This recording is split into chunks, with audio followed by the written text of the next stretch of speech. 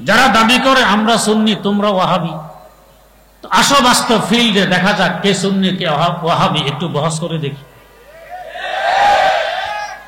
এখন কি নিয়ে হবে বহস? এরা বলে তোমরা বলো, এরা বলে তোমরা বলো, ওরা তো বলে না। তো শেষমেশ ওলামায়ে হক্কানি কওমি মাদ্রাসা আলেম সমাজ বলে কোরআন হাদিস দিয়ে বহস হবে। এরা তো বোঝে কোরআন হাদিস তো পড়তেই পারি না, বুঝবো আর কি। কয় না এটা হবে না। আরে বাপরে বাপ, এটা কত বড় উপরের বিষয়, এটা দিয়ে হবে না। তো কি দিয়ে হবে বলো? কয় না তোমরা বলো। এখন বলে চলো তাহাজ্জুদ কার বেশি, এরশাদ কার বেশি, চাষ্ট কার বেশি, আউয়াবিন কার বেশি। দেখে এইটাও তো আমার মধ্যে নাই। কয় না আরে বাপরে বাপ, নবীওয়ালা আমল, এত গভীরে যাওয়া যাবে না, এটা হবে না। তো এটা না হইলে তুমি বলো। কয় না তোমরাই বলো। আবার বলে দেখো সুন্নতের রঙে কে রঙ্গিত, সুন্নত কার মধ্যে দেখা যায়। ওরা তো দেখে এটাও তো আমাদের মধ্যে নেই। কয় না এটাও হবে না। তো কওমি মাদ্রাসা আলেম সমাজ বলে যাই বলি হবে না, হবে না, এবার তোমরা বলো দেখি কিসের মধ্যে হবে। তো চিন্তা ভাবনা করে হার জিত হবে সিন্নি কে কত বেশি খেতে পারে। যার কারণে 12 রবিউল আউয়ালে সিন্নি, শবে বরাতে সিন্নি, শবে কদরে সিন্নি, ফাতিহা দোয়াজদাহমে সিন্নি, ফাতিহা ইয়াজদাহমে সিন্নি, আখিরি 4 সোমবার সিন্নি, আরো কত কি সিন্নি, শুধু সিন্নি সারা বছর। এটা কে কত খেতে পারে? সিন্নির আবিষ্কার। এটা হলো এখন সুন্নি আর সিন্নি কিছু মিলও আছে, আল্লাহ মাফ করুন। যাই হোক, এটা ধোঁকা। মাথা থেকে পা পর্যন্ত যা সুন্নতের ভিতরে ডুবা সে সুন্নি। বলতেছিলাম আলী মুর্তাজা রাদিয়াল্লাহু তাআলা নিজের জীবন যাবে, এতে কোনো আসবে যাবে না, আমার রাসূল নিরাপদে মদিনায় পৌঁছবে। তাই বর্তমান বিশ্ব দেখা যায় রাসূলের ইজ্জত নিয়ে যারা কটাক্ষ করে, রাসূলের ইজ্জত নিয়ে যারা ছিনিমিনি খেলে, এদের প্রতিবাদের জন্য যদি কেউ দাঁড়ায়, একমাত্র কওমি মাদ্রাসা আলেম সমাজ দাঁড়ায়। আর যারা সুন্নি সুন্নি বলে মাঠ গরম করে মিছিল দেয়, সারা শব্দ পাওয়া যায় না। এই রাসূলের মহব্বত, তাসির রাসূল ওয়া আনতা তুযহিরু হুব্বাহু, তাসির রাসূল ওয়া আনতা তুযহিরু হুব্বাহু, হাযা লা আমরি ফিল ফিআলে বাদিউ। সারা জীবন রাসূলের নাফরমানি, সুন্নতের কুরবান। আমি আশিক রাসূল দাবিদার, আল্লাহ মাফ করুন। আল্লাহুম্মা সাল্লি আলা সাইয়্যিদিনা মুহাম্মাদিন ওয়া আলা আলি সাইয়্যিদিনা মুহাম্মাদ কামা সাল্লাইতা আলা সাইয়্যিদিনা ইব্রাহিম ওয়া আলা আলি সাইয়্যিদিনা ইব্রাহিম ইন্নাকা হামিদুম মাজিদ। আল্লাহুম্মা বারিক আলা সাইয়্যিদিনা মুহাম্মাদিন ওয়া আলা আলি সাইয়্যিদিনা মুহাম্মাদ কামা বারাকতা আলা সাইয়্যিদিনা ইব্রাহিম ওয়া আলা আলি সাইয়্যিদিনা ইব্রাহিম ইন্নাকা হামিদুম মাজিদ।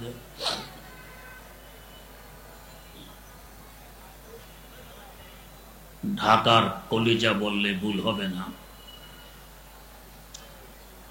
মোহাম্মদপুর মাদারেসে কওমিয়ার শহর। অত্র মোহাম্মদপুরের কওমি মাদ্রাসার সম্মিলিতভাবে প্রতি বছরের ন্যায় আজকেও আমরা এখানে সমবেত হয়েছি।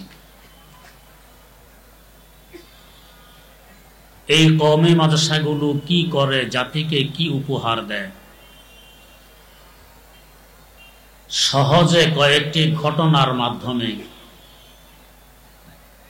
সকলের সামনে তুলে ধরার আশা রাখছি।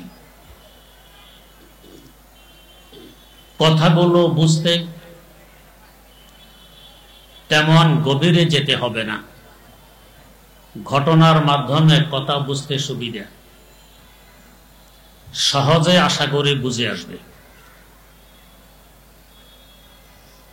এমন কোন মানুষ জগতে নেই যে বুদ্ধিমান হতে না চায়। আমি বোকা হয়ে থাকি এমন চাহিদাওয়ালা মানুষ একজনকেও খুঁজে পাওয়া যাবে না। সকলেরই চাহিদা আমি বুদ্ধিমান হই, শুধু বুদ্ধিমান নয়, শ্রেষ্ঠতম বুদ্ধিমান হই। কিন্তু কোন রাস্তায় চললে, কি কাজ করলে সহজে বুদ্ধিমান হওয়া যায়,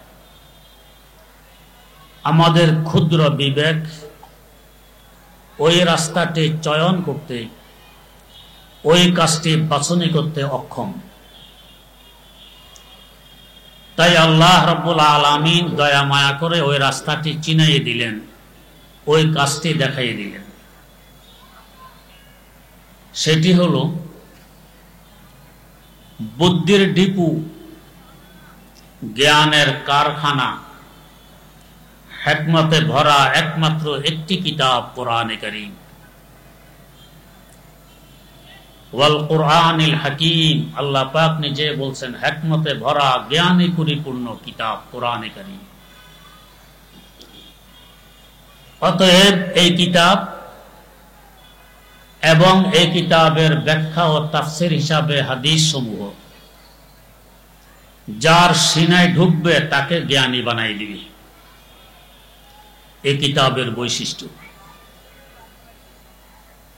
তাই দেখা গেছে যাদের সিনায় এই কিতাব আছে, কিতাবের তাফসীর হিসাবে হাদিস আছে,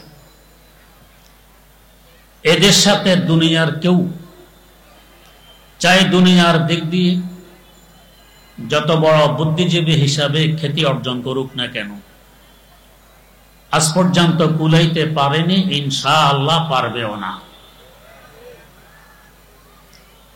বদরের যুদ্ধের আগের রাত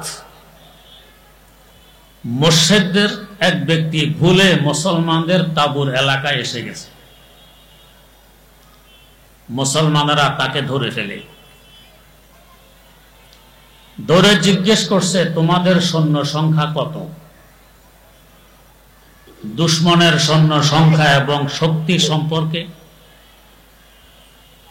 আইডিয়া নিতে পারলে, ধারণা নিতে পারলে যুদ্ধের প্রস্তুতি নিতে সুবিধা হবে। কিন্তু মুশরিক বলতেছিল না,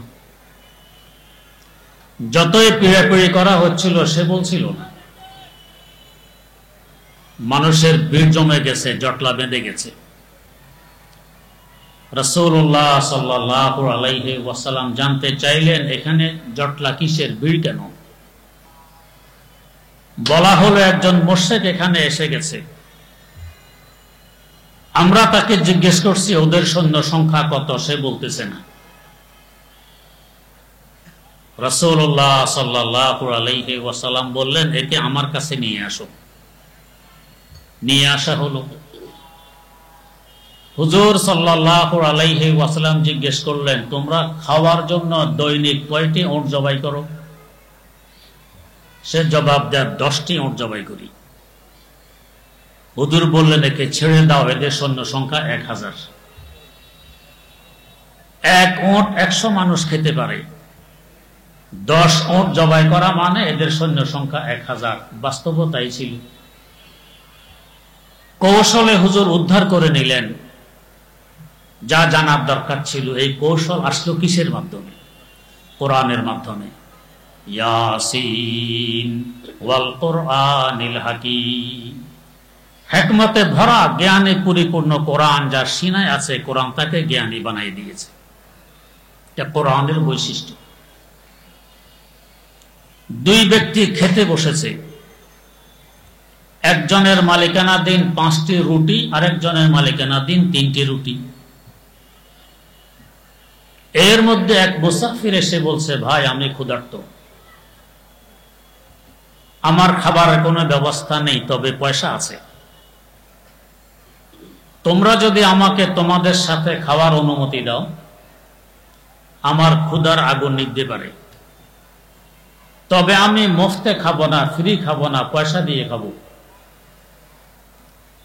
দুজনের সম্মতিতে মুসাফির তাদের সাথে বসে খেয়ে নিল। যাওয়ার পথে 5 রুটিওয়ালার হাতে 8টি টাকা দিয়ে সে চলে গেল। 5 রুটিওয়ালার টাকাগুলো ভাগ করলো এইভাবে,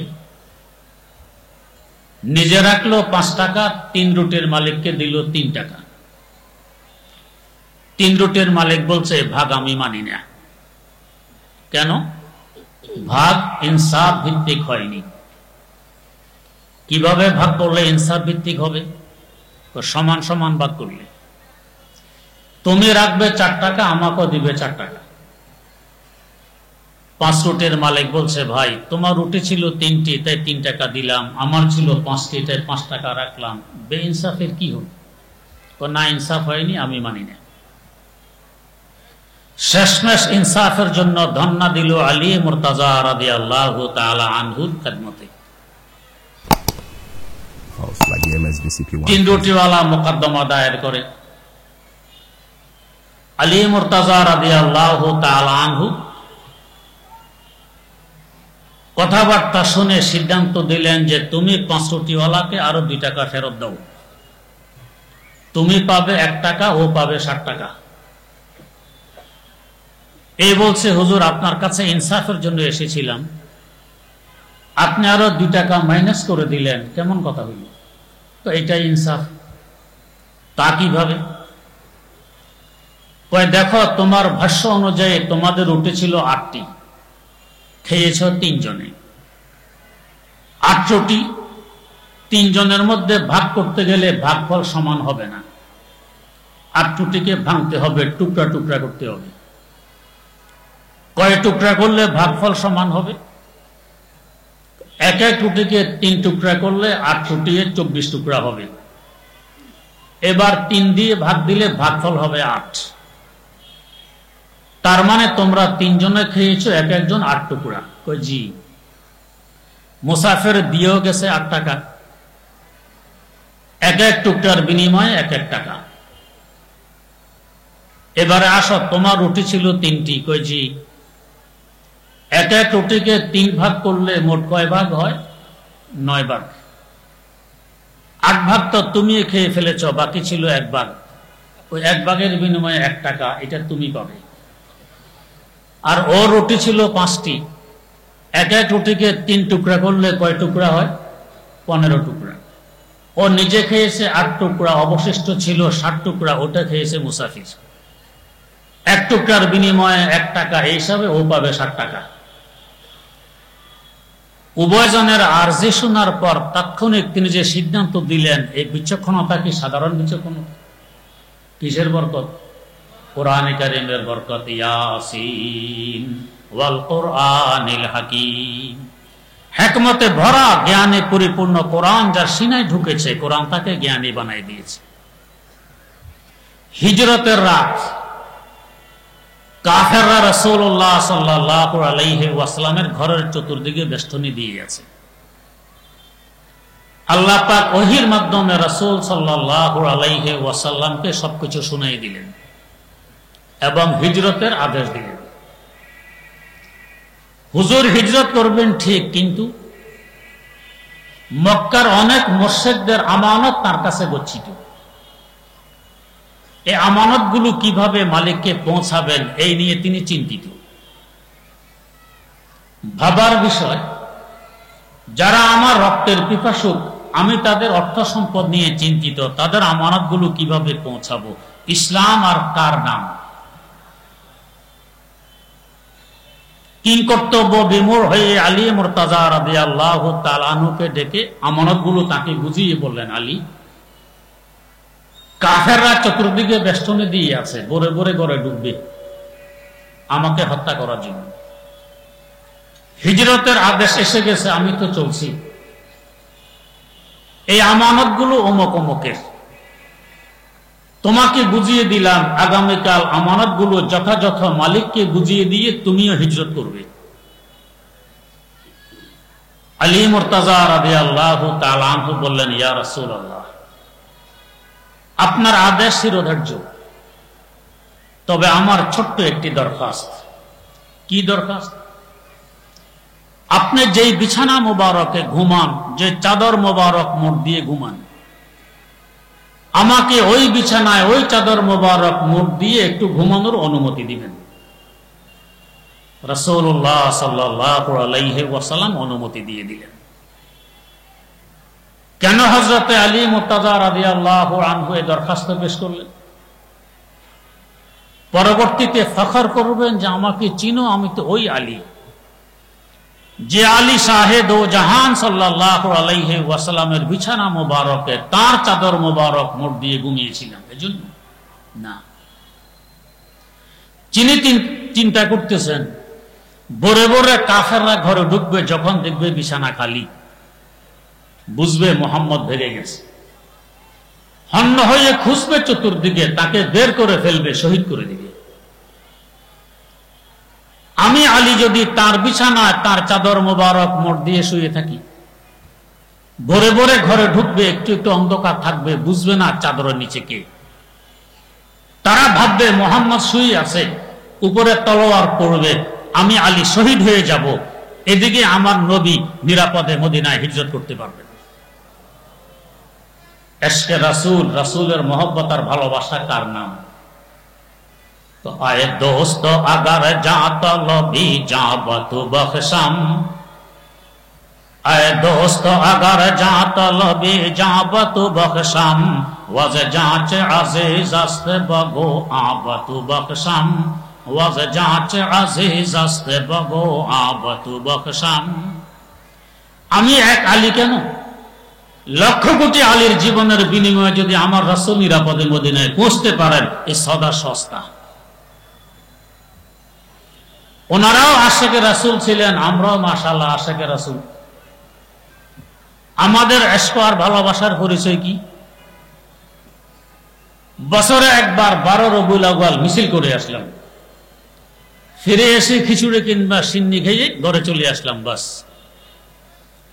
তাই কোন বুজুর্গ বলেছিলেন, জিনহার আযা কওম নাবাশিকে ফেরিবান, জিনহার আযা কওম নাবাশিকে ফেরিবান, ফকরা বসজুদে ও নবী রাব দুরুদে, ফকরা বসজুদে ও নবী রাব দুরুদে।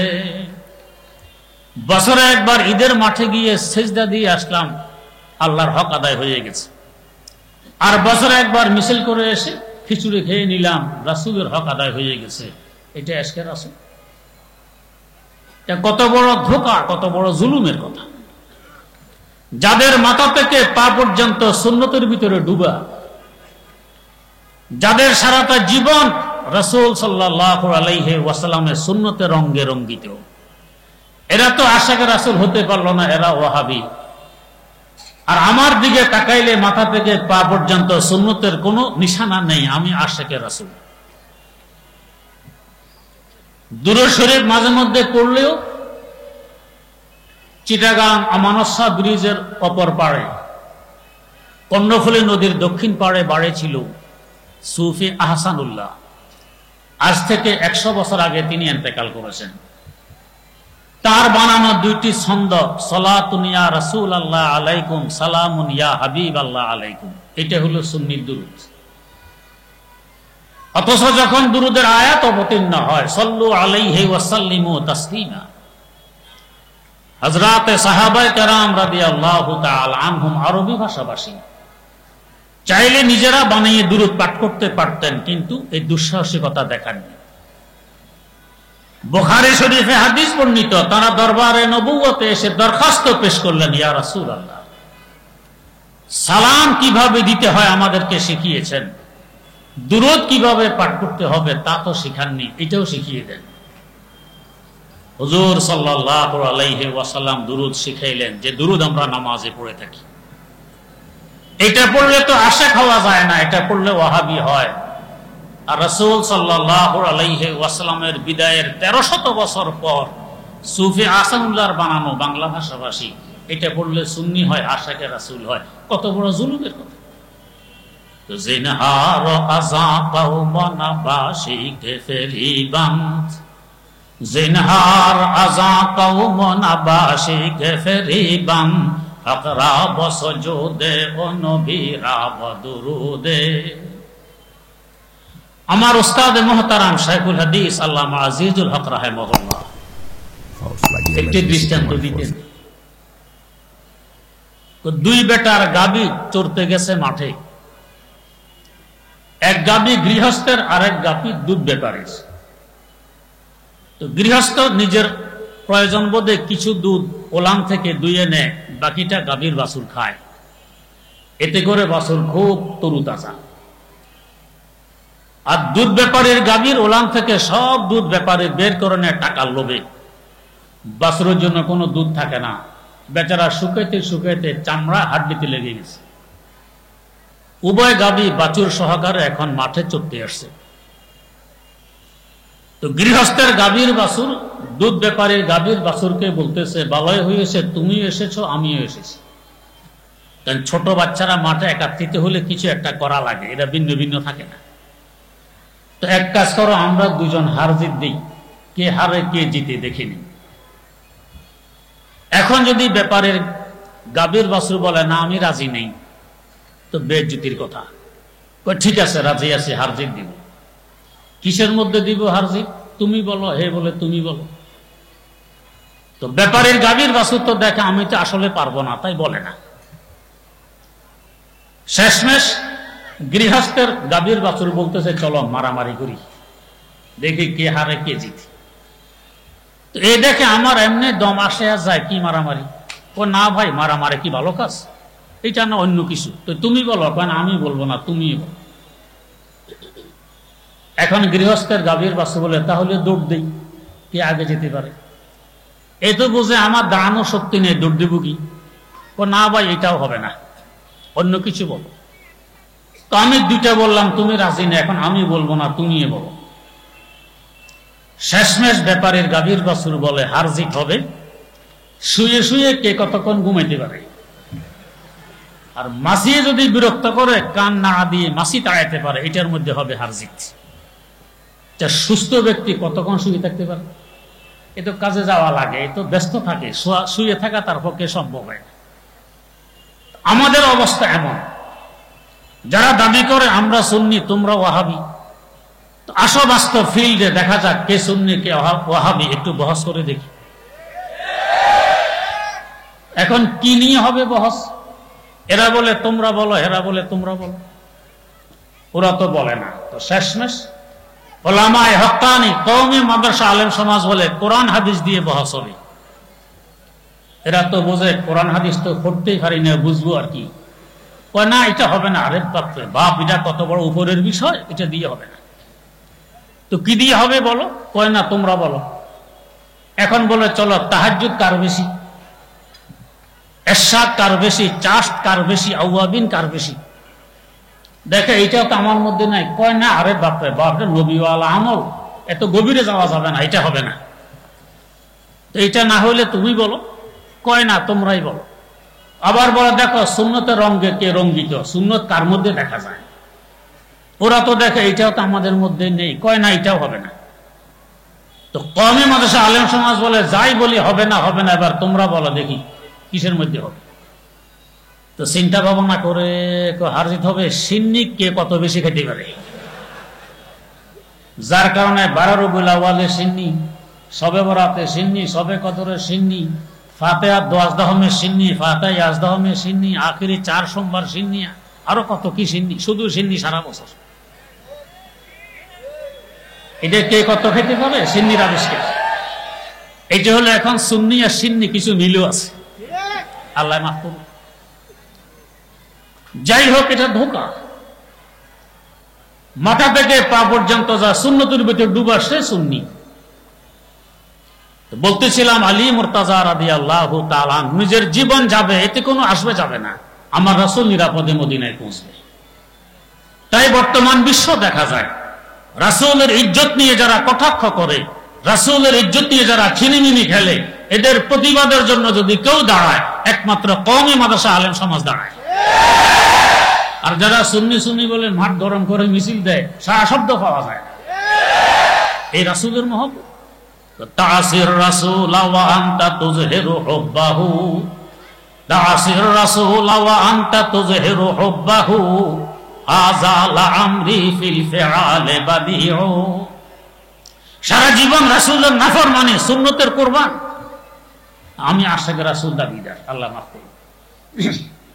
যাই হোক, তো বলতেছিলাম আলী মুর্তাজা রাদিয়াল্লাহু তাআলা আনহুর বিচক্ষণতার কথা। আরো বিচক্ষণতা দেখুন, বরে বরে কাফেররা ঢুকে পড়েছে ঘরে, দেখে মোহাম্মদ তো শোয়া আছে, তলোয়ার উত্তোলন করলো, কোপ দিবে। কোন কোন রাওয়ায়াতে 18 জন সর্দার, 18 গোত্রের 18 জন সর্দার 18টি তলোয়ার উপরে উঠায়, কোন রাওয়ায়াতে 12 জন, আরো কম বেশিও আছে। এরা কোপ দিবে, আলী মুর্তাজা রাদিয়াল্লাহু তাআলা আনহু কয়েক খণ্ডে খণ্ডিত হয়ে যাবে। এই মুহূর্তে আবু জাহাল বলছে, থামো, একটু থামো। তো কি ব্যাপার? চাদরের নিচে ঘুমন্ত ব্যক্তিকে হত্যা করলে আমাদের বীরত্ব প্রকাশ হবে না, চাদর সরাই একে জাগাই, তারপরে হত্যা করলে বীরত্ব প্রকাশ হবে। এই বলে আবু জাহাল চাদর টান দিল, দেখে যে আলীর চেহারা, মোহাম্মদ নেই। হায় হায় হায়, সারা রাতের এই পাহারাদারি, ঘুম নিন বাদ দিয়ে দাঁড়াই থাকা, সব জ্বলে গেল, মোহাম্মদ নেই। তেলে বেগুনে গরম হয়ে জিজ্ঞেস করছে, আলী তাড়াতাড়ি বলো তোমার ভাই মোহাম্মদ কোথায়? এই সময় হযরতে আলী তলোয়ারের ছায়া পড়ে, বয়স মাত্র 18 বছর। আমরা হলে বলতাম আগে প্রাণ ভিক্ষা চাই, এরপরে জবাব। আলী মুর্তাজা রাদিয়াল্লাহু তাআলা আনহু গর্জে উঠলেন, ও কাফের গোত্রের সর্দার, এই তোমার বুদ্ধির পরিচয়? রাতভর পাহারাদারি করেছো তোমরা, সজাগ ছিলে তোমরা, আমি আলী ঘুমিয়ে আছি। সজাগ ব্যক্তি ঘুমন্ত ব্যক্তিকে জিজ্ঞেস করো মোহাম্মদ কোথায়, এটা উল্টা প্রশ্ন না? বরং আমি জিজ্ঞেস করব, আমার ভাই মোহাম্মদকে কি করেছ, তাড়াতাড়ি বলো। আবু জাহালের চেহারা চুনকালি পড়ে গেল, কথা তো ঠিক।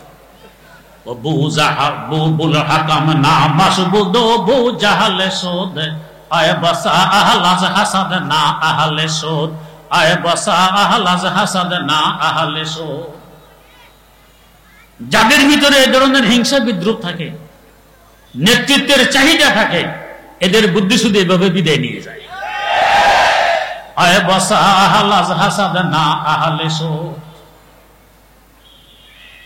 এই বিচক্ষণতার পরিচয় কিসের বরকতে দিলেন?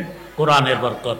ইয়াসিন ওয়াল কোরআনিল হাকিম, হিকমতে ভরা, জ্ঞানে পরিপূর্ণ কোরআন যা সিনায় ঢুকেছে, কোরআন তাকে জ্ঞানী বানাই দিয়েছে। আমাদের মযহাবের ইমাম, ইমামুদ দুনিয়া, ইমামুল আইম্মাহ, আল ইমামুল আযম হযরত আবু হানিফা রাহিমাহুল্লাহ, এক শিয়া ওনার সাথে বহস করলেন। শিয়া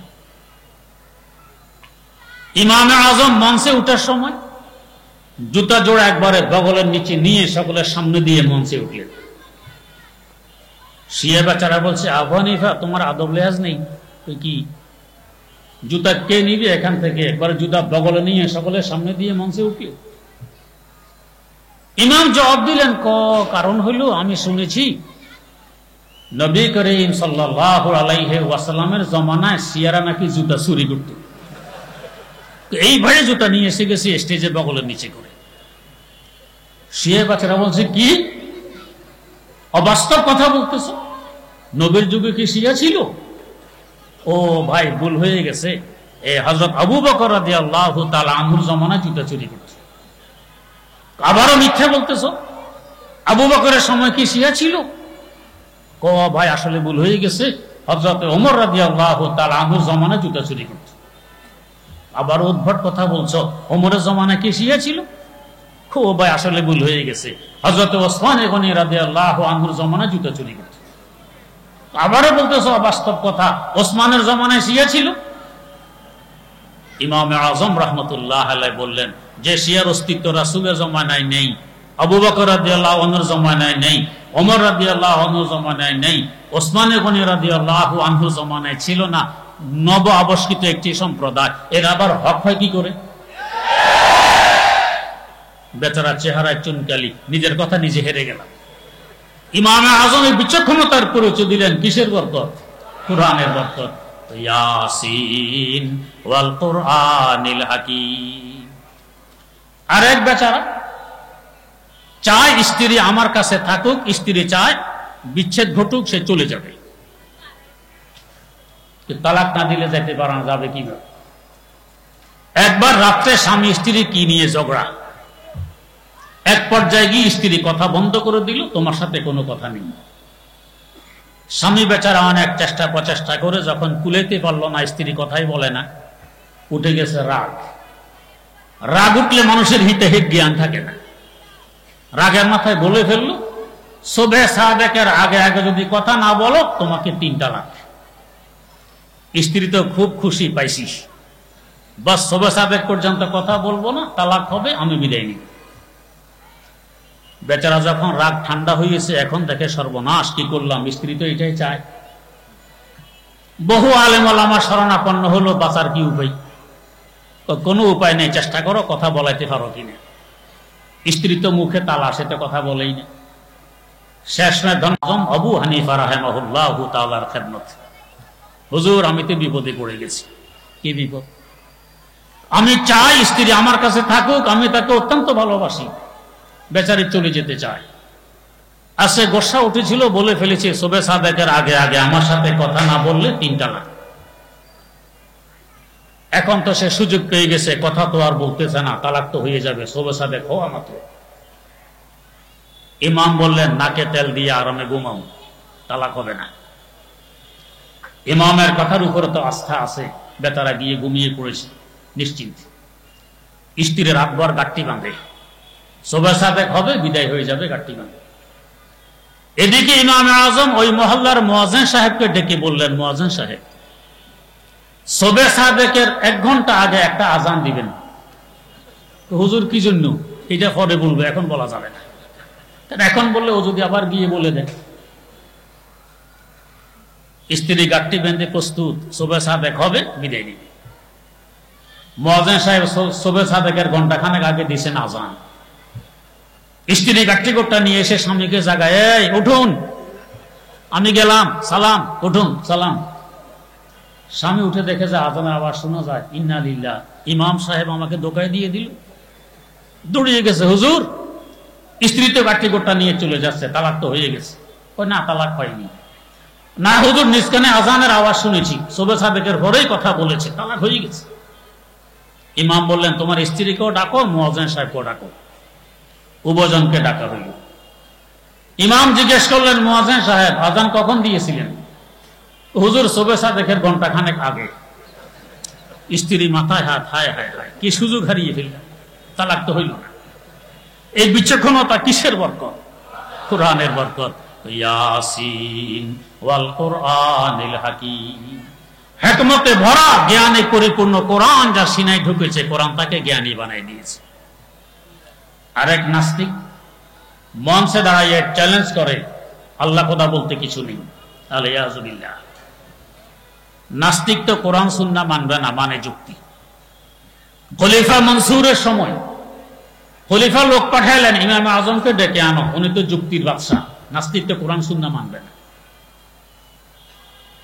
ইমাম আজম বললেন, ঠিক আছে যাও, আমি আসতেছি।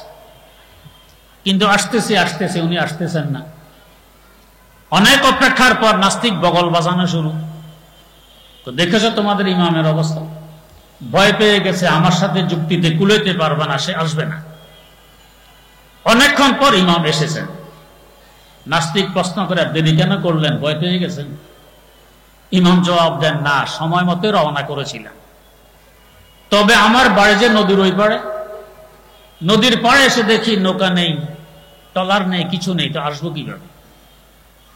এর মধ্যে দেখতেছি নদীর পাড়ের একটি গাছ অটোমেটিক কেটে গেছে, মিস্ত্রি নেই, করাত নেই, এমনি কেটে গেছে। আবার দেখি এটা চিত্তে চিত্তে কতগুলি তক্তা হয়ে গেছে, মিস্ত্রিও নেই, করাতও নেই, এমনি তক্তা হয়। নদীর নিচ থেকে তার কাটা বেশি উঠলো, একটি তক্তার সাথে আরেক তক্তাকে লাগিয়ে জোড়া দিয়ে দিল, মিস্ত্রি নেই, কিছু নেই, এমনি জোড়া লাগে। এতে করে হয়ে গেছে একটি নৌকা। আমি এই সুযোগে নৌকায় উঠলাম, মাঝি মাল্লা নেই, কিছু নেই, নৌকা চলতে চলতে নদীর এই পাড়ে এসে গেছে। এক গাছ কাটা, তক্তা হওয়া, জোড়া লাগা, নৌকা হওয়া, মাঝি মাল্লা ব্যতীত এই পাড়ে আসা, এই জন্য দেরি হয়ে গেছে। নাস্তিক বলছে, শুনেছেন আপনাদের ইমামে আজমের কথা? যার এতটুক জ্ঞান নেই যে মিস্ত্রি ব্যতীত করাত ছাড়া গাছ কাটা যায় না, গাছ তক্তা হয় না, মিস্ত্রি ব্যতীত তক্তা নৌকা হয় না, মাঝি মাল্লা ব্যতীত নৌকা নদীর পাড়ে আসতে পারে না, কি বলতেছে এগুলো? ইমাম আজম বললেন, সামান্য একটি গাছ যদি মিস্ত্রি ব্যতীত কাটা না যায়, সামান্য একটি গাছ যদি মিস্ত্রি ছাড়া করাতবিহীন তক্তা না হইতে পারে, মিস্ত্রি ব্যতীত তক্তাগুলো যদি জোড়া লেগে নৌকা না হইতে পারে, মাঝিমাল্লা ব্যতীত নৌকা যদি নদীর এক পার থেকে আরেক পারে আসতে না পারে, এই বিশাল আকাশ বিশাল জমিন আল্লাহ খোদা ব্যতীত এমনি হয়ে গেছে। নাস্তিকের চেহারায় চুনকালি, নিজের কথায় নিজে হেরে গেলাম। কিসের বরকতে ইমাম জিতে গেলেন? কোরআনের বরকত। ইয়াসিন ওয়াল কোরআনিল হাকিম, হিকমতে ভরা জ্ঞানে পরিপূর্ণ কোরআন যার সিনায় ঢুকেছে, কোরআন তাকে জ্ঞানী বানাই দিয়েছে। আরেক বেটা, আমি একটি ইবাদত করব, এই মুহূর্তে ইবাদত দুনিয়ার আর কেউ করবে না, যদি অন্য কেউ করে ফেলে তাহলে তুমি 3 তালাক, স্ত্রীকে বলে। এখন সারা পৃথিবীতে ইবাদত এই মুহূর্তে আরো কেউ করেছে কি করেনি বুঝবো কিভাবে? পড়েছে বিপদে। ইমাম আজমের শরণাপন্ন হলো। ইমাম আজম মক্কায় মুকাররমা, তাকে গিয়ে মাতাফে পৌঁছলেন যেখানে তওয়াফ করা হয়। ওই যুগে তওয়াফের জায়গা ছিল ছোট, মানুষও হয়তো কম। এলান করলেন, ও তওয়াফকারী ভাইয়ারা, তোমরা একটু থামো। থামলো যে, হুজুর কি? একটু থামো, একটু পরে তওয়াফটা করবে। এই লোককে বললো, এই সুযোগে তাড়াতাড়ি 7 চক্কর দিয়ে আসো। 7 চক্কর শেষ করে আসলো, কয় যাও, তোমার স্ত্রী তালাক হয়নি। এই মুহূর্তে তওয়াফের আমল দুনিয়াতে আর কেউ করনি, একমাত্র তুমি করেছো। এই বিচক্ষণতা কিসের বরকত? কোরআনের বরকত। ইয়াসিন ওয়াল কোরআনিল হাকিম, হিকমতে ভরা জ্ঞানে পরিপূর্ণ কোরআন যার সিনায় ঢুকেছে, কোরআন তাকে জ্ঞানী বানায় দিয়েছে। সিরাজুল হিন্দ শাহ আব্দুল আজিজ মুহাদ্দিস দেহলভী রাহিমাহুল্লাহ, ওই সময় ইংরেজরা অনেক পাদ্রী, অনেক পণ্ডিত আমদানি করেছিল ইউরোপ থেকে, মুসলমানদের সাথে বহস করে মুসলমানদেরকে হারাই দিবে। এক পাদ্রী এসে শাহ সাহেবকে জিজ্ঞেস করে, হুজুর, আমি এক জায়গায় যাব, হাঁটতে হাঁটতে এখানে গিয়ে দেখি রাস্তা এবারে 2 দিকে, আমার রাস্তা কোনটা চিনি না। এখানে মানুষও 2 জন আছে, একজন সজাগ, একজন ঘুমন্ত।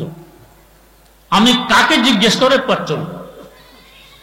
শাহ আব্দুল আজিজ মুহাদ্দিস দেহলভী রাহমাতুল্লাহ আলাইহি বললেন, সজাগ ব্যক্তির ন্যায় তুমি অপেক্ষায় বসে থাকো ঘুমন্ত ব্যক্তি সজাগ হওয়া পর্যন্ত। সজাগ হলে তাকে জিজ্ঞেস করে পথ চলবে। পাদ্রী বলে, উল্টা কথা বললেন। উল্টা বলি নেই, সজাগ ব্যক্তিটা তোমার ন্যায় রাস্তা চিনে না, সে অপেক্ষায় আছে ঘুমন্ত ব্যক্তি কখন জাগবে, জাগলে তাকে জিজ্ঞেস করে সে রাস্তা চিনবে। এরপর বললেন, তুমি এ প্রশ্ন কেন করেছো আমি কি বুঝিনি? যদি আমি বলতাম সজাগ ব্যক্তিকে জিজ্ঞেস করে রাস্তা চললে গন্তব্যে পৌঁছতে পারবে, তখন তুমি বলতে তাহলে ইসলাম মানা যাবে না, খ্রিস্ট ধর্ম মানতে হবে। কারণ তোমাদের নবী সজাগ, জিন্দা, 4র্থ আকাশে আছেন, আর আমাদের নবী আরাম করতেছেন মদিনার রওজা পাখি। তুই বলবে ঘুমন্ত ব্যক্তিকে জিজ্ঞেস করলে হবে না, আমাদের নবী সজাগ, আমাদের নবীর পথ অনুসারে চললে জান্নাতে পৌঁছা যাবে। তোমাদের নবীও তো অপেক্ষায় আছে, কিয়ামতের আগে আবার আসবেন, আমাদের নবীর শরীয়ত অনুযায়ী চলে উনিও জান্নাতে যাবেন। এই বিচক্ষণতা কিসের পরিচয়? কোরআনের বরকত। ইয়াসিন ওয়াল কোরআনিল হাকিম। আমাদের কুমিল্লার গৌরব আল্লামা মুস্তাফা আল হুসাইনি রাহিমাহুল্লাহ সফর অবস্থায় খেতে বসেছেন হোটেলে। যেই টেবিলে বসেছেন, টেবিলে আরেক ভদ্রলোক চা খায় বাম হাতে, এটা ভদ্রতা। তিনি গোশত দিয়ে খাওয়া দাওয়া সেরে হাড়গুলিও যথাসাধ্য চিবিয়ে খাওয়ার চেষ্টা করতেছিলেন। এভাবে পরিষ্কার করে খাওয়া নবীর সুন্নত। চা খানেওয়ালা ভদ্রলোক বারবার হুজুরের দিকে তাকায়, মনে মনে হয়তো ভাবে মোল্লা বোধহয় জীবনে গোশতের চেহারাও দেখেনি, গোশত খেয়ে হাড় শুদ্ধ খেয়ে ফেলতেছে। এক পর্যায়ে গিয়ে জিজ্ঞেস করে বসলো, হুজুর জি, আপনাদের দেশে কুকুর কি খায়? ভদ্রলোকের ধারণা হুজুর বলবেন কুকুর হাড় খায়, এতে করে হুজুরের সাদৃশ্য হবে কুকুরের সাথে, বেইজ্জতি হবে। তাই প্রশ্ন, আপনাদের দেশে কুকুর কি খায়? প্রশ্ন শুনে আল্লামা হোসেনি জবাব দিলেন, জি জনাব, আমাদের দেশে কুকুর চা খায়। কাকে কুকুর বানাতে চাইলো, কে কুকুরে পরিণত হইল? এটা বরকত কোরআনের। সিনার ভিতরে কোরআন আছে, ইয়াসিন ওয়াল কোরআনিল হাকিম। হিকমতে ভরা, জ্ঞানে পরিপূর্ণ কোরআন যার সিনায় ঢুকেছে, কোরআন তাকে জ্ঞানী বানাই দিয়েছে। এক মাদ্রাসার বারান্দায় একজন তালেবুল ইলম বসে বসে কিতাব পড়তেছে। বারান্দার সামনে দিয়ে রাস্তা। কিছু মানুষ আছে, আল্লাহ মাফ করুন, মাদ্রাসা দেখলে, আলেম ওলামা দেখলে, তালেবে ইলম দেখলে সহ্য করতে পারে না, চুলকানি শুরু হয়। কেউ তো আছে জানার জন্য প্রশ্ন করে, কেউ আছে আটকানোর জন্য প্রশ্ন করে। আমাকে একবার এক ভদ্রলোক এসে প্রশ্ন করে, হুজুর একটি প্রশ্ন। কি প্রশ্ন? প্রশ্ন শোনানোর আগে বলছে, প্রশ্নটি মুফতি আব্দুর রহমান সাহেবকে করেছিলাম, তিনিও জবাব দিতে পারেননি। মুফতি আব্দুর রহমান সাহেব আমার চাচা, বড় বিজ্ঞ মুফতি ছিলেন, বড় আল্লাহওয়ালা বুজুর্গ ছিলেন। হযরত সুফি নূর বখশ রহমতুল্লাহ আলাইহি, থানভী রহমতুল্লাহ খলিফা, ওনার মুরিদ ছিলেন। উনিও জবাব দিতে পারেননি। বললাম উনি পারেননি, আমি তো ওনার যত দলি সমানও নয়, আমি পারবো কোত্থেকে? প্রশ্ন করে লাভ হবে না, প্রশ্ন করেন না। কয় না, করি না, দেখি পারেন কিনা। প্রশ্ন করে, কি প্রশ্ন? ও প্রশ্ন হলো, খেজুর গাছ কোত্থেকে আসলো আর কদু গাছ কোত্থেকে আসলো, এটা এর প্রশ্ন। বললাম ভাই, আমার চাচা মুফতি আব্দুর রহমান রহমতুল্লাহ আলাইহি জবাব দিতে পারেননি, আমিও পারলাম না, জানি না কোত্থেকে আসছে।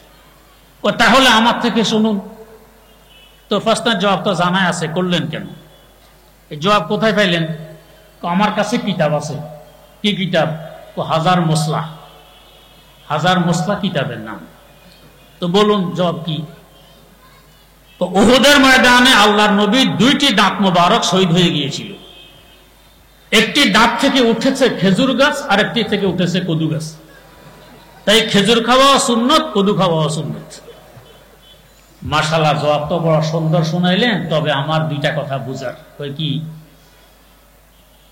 উহুদের যুদ্ধ সংগঠিত হওয়ার প্রায় 600 বছর আগে বাইতুল হামে হযরত সাইয়্যিদানা ঈসা ইবনে মরিয়ম আলা নবিয়্যিনা ওয়া আলাইহিস সালাতু ওয়াস সালাম জন্মগ্রহণ করেন হযরত মরিয়ম আলাইহিস সালামের গর্ভ থেকে। মানুষ টানুষ নাই, পাহাড়ি এলাকার হযরত মরিয়ম ক্ষুধার্ত, খাবার কোথায় পাবেন? আল্লাহ পাক ওহী পাঠাইলেন, ওয়া হুজ্জি ইলাইকা বিজযি'in নাখলাতি তুসাকিত আলাইকা রুতাবান জানিয়া। ও মরিয়ম, তোমার পাশে যে খেজুর গাছ, খেজুর গাছের ডালার মাথা নিচের দিকে ঝুলে, এই ডাল একটা ধরে না আমারও, তরুতাজা খেজুর পড়বে, তুমি খেতে পারবে। এই 600 বছর আগের এই খেজুর গাছটি কার দাঁত থেকে উঠেছিল? আচ্ছা, আরেকটি কথা, এরও বহু বছর আগে সাইয়্যিদানা হযরত ইউনূস আলা নবিয়্যিনা ওয়া আলাইহিস সালাতু ওয়াস সালাম মাছের পেটে পৌঁছে গেলেন। 40 দিন ছিলেন মাছের পেটের ভিতরে। সাগরের তলার অন্ধকার, মাছের পেটের অন্ধকার। অন্ধকারের ভিতরেও কি আমার আল্লাহকে ভুলে গেছেন? সেখানে আমার আল্লাহর তাসবিহ। কি তাসবিহ? লা ইলাহা ইল্লা আনতা সুবহানাক ইন্নী কুনতু মিনাজ জালিমিন। যে কলবে আল্লাহর জিকির আছে, তাসবিহ আছে, কলব এটা জিন্দা। জিন্দা কলব যে দেহের ভিতরে আছে, দেহ এটা জিন্দা। জিন্দা বস্তু হজম হয় না, তাই নবী মাটির পেটের ভিতরেও গিয়েও হজম হয়নি। জিকিরে গো জিকিরে গো জিকিরে তোরা জানাস, জিকিরে গো জিকিরে গো জিকিরে তোরা জানাস, দিলেরা জিন্দা কুনি সে জিকিরে রহমানাস। আল্লাহর জিকির করতে থাকো, এটাই তোমার জান। তো মাছের পেটের ভিতরে নবী জিকির বাদ দেননি, তাই নবী জিন্দা। জিন্দা কখনো হজম হয় না। 40 দিন পর মাছ নাকে সাগরের কুলে উঠে ছেড়ে দিল। তার ছায়ার দরকার, হেফাজতের প্রয়োজন। আল্লাহ পাক উপরে কদু গাছের ব্যবস্থা করে দিলেন। কদুর পাতা বড় বড়, সুন্দর ছায়া হয়। আবার কদু গাছে মাছি বসে না। তো ওই কদু গাছটি কার দাঁত থেকে উঠেছিল? এখন বেচারারা জবাব নেই। তো কেউ আছে প্রশ্ন করে বুঝার জন্য, জানার জন্য, কেউ করে আটকানোর জন্য। তো তালেবুল ইলম মাদ্রাসা বারান্দায় বসে বসে পড়তেছে, এই বেচারা রাস্তা দিয়ে যায়। তালেবুল ইলম দেখে এখন প্রশ্ন করবে আটকানোর জন্য। হুজুর একটি প্রশ্ন। কি প্রশ্ন? আমাদের কূপে একটি ইঁদুর পাওয়া গেছে।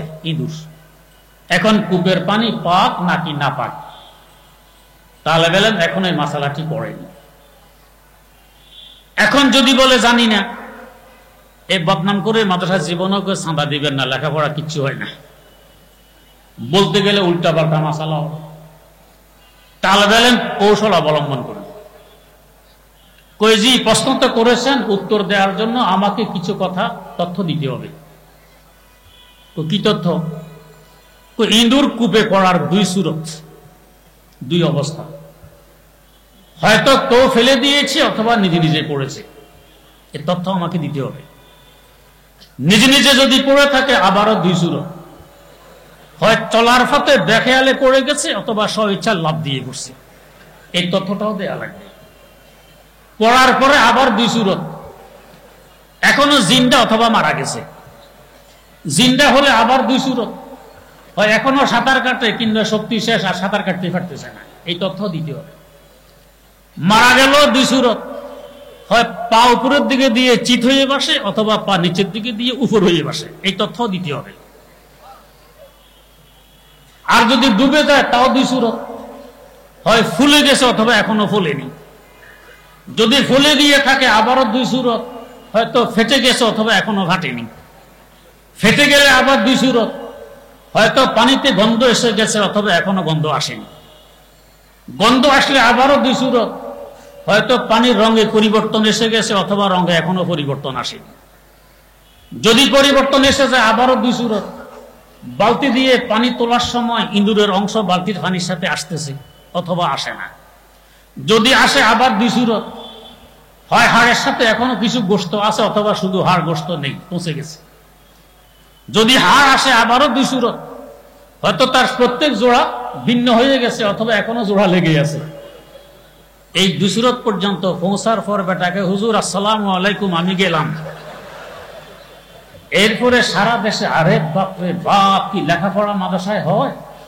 হুজুর দুই সুরত দুই সুরত দুই সুরত, একবারে সিলেট শাহজালাল এক্সপ্রেসে ছাড়ছে আর ছাড়ছে, স্টেশন তো আদরি নেই। আমি যদি বিদায় না দিতাম আরো কত দুই সুরত হুজুরে বলতো, আরে বাপরে বাপ আমি কোন রকম যান বাসায় আসছি, কি লেখাপড়া হয়, আরে বাপরে বাপ দুই সুরত হুজুরের থামাথামি নেই। কিসের বরকতে মাদ্রাসার প্রশংসা কুড়িয়ে আনলো? কোরআনের বরকত। ইয়াসিন ওয়াল কোরআনিল হাকিম, হিকমতে ভরা জ্ঞানে পরিপূর্ণ কোরআন যা সিনায় ঢুকেছে, কোরআন তাকে জ্ঞানী বানিয়ে দিয়েছে। অতএব যদি জ্ঞানী হতে চাই, আমার নতুন প্রজন্মকে জ্ঞানী বানাতে চাই, কোরআন সুন্নাহর বিকল্প আর কিছু নেই। এক কথায় কওমি মাদ্রাসার বিকল্প আর কিছু নেই। জ্ঞানী হতে হলে কওমি মাদ্রাসায় আসতে হবে। ব্যস্ত ব্যক্তিটুকু এরা জ্ঞান প্রকাশ করে না, অন্যরা প্রকাশ করে। ও ভাই আপনার কি নাম? আমার নাম ইঞ্জিনিয়ার সমদ আলী। ইঞ্জিনিয়ার কিন্তু নামের অংশ নয়, কিন্তু বলবে। আপনার কি নাম? ও ডাক্তার আবিদ আলী। জিজ্ঞাসা করা হয়েছে নাম, যে আগে ডাক্তার বলে। আর যারা বিজ্ঞ আলেম আল্লাহওয়ালা বুজুর্গ, এদেরকে নাম জিজ্ঞেস করলে বলবে আব্দুল্লাহ, জীবনও বলবে না মুফাসসিরে কোরআন আব্দুল্লাহ, জীবনও বলবে না আল্লামা আব্দুল্লাহ, জীবনও বলবে না শাইখুল হাদিস আব্দুল্লাহ, কখনো বলবে না। এরা প্রকাশ করে না, ওরা প্রকাশ করে ব্যস্ত মধ্যটুকু। না হলে যখন ওয়াস্তা পড়ে তখন বুঝে আসে যে বাস্তবে বুদ্ধিমান কে।